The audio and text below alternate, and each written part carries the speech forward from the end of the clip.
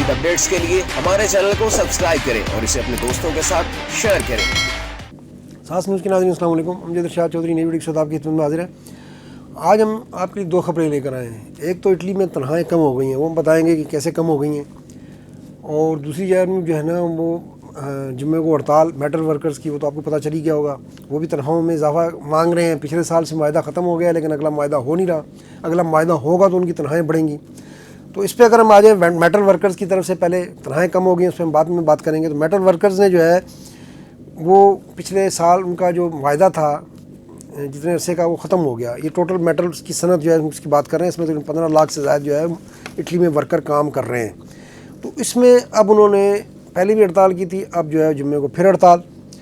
ان کا یہ مطالبہ ہے کہ جی تنخواہوں میں اضافے کے لیے جو مذاکرات، اچھا پچھلے سال مذاکرات ہوئے بھی تھے لیکن وہ پھر اس میں اضافے کی شرح پہ جو ہے نا اختلاف تھا، جو یونینز میں اور جو ملازمین جو فیکٹری مالکان تھے اور جو حکومت کے نمائندے تھے، تو ان میں اختلاف تھا، پھر وہ مذاکرات رک گئے۔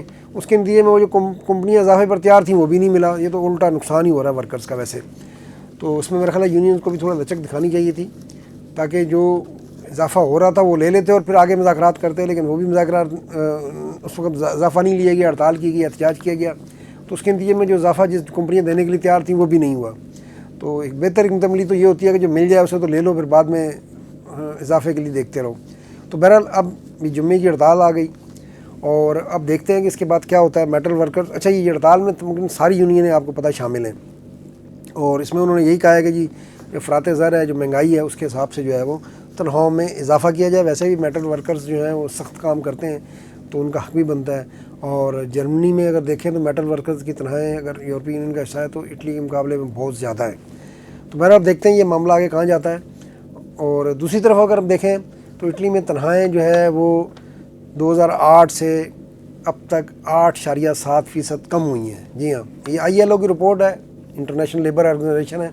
کم کیسے ہوئی ہیں کہ ان 2008 سے لے کر 2025 کے درمیان تقریباً یہ جو بنتے ہیں سال، اس میں جو مہنگائی ہے وہ زیادہ بڑھی ہے اور تنخواہوں میں اضافہ کم رہا ہے۔ تو اس کے نتیجے میں جو آمدن ہے، تنخواہوں میں اضافہ ان کو قرار دیا لیکن جو آمدن ہے اور جو اخراجات میں ان میں فرق بڑھ گیا ہے، اور یہ فرق 8.7% بڑھا ہے۔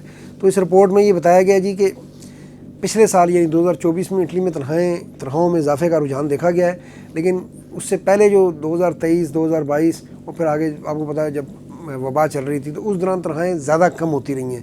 تو اب 2024 میں اگرچہ تنخواہوں میں اضافے کا کچھ سلسلہ شروع ہے، لیکن اب بھی اگر 2008 کا دیکھا جائے تو 2008 میں اٹلی میں ورکرز زیادہ خوشحال تھے اور اس کے مقابلے میں ان کی تنخواہیں بڑھنے کے بجائے اب تک جو ہے وہ 8.7% تنخواہیں کم ہو گئی ہیں۔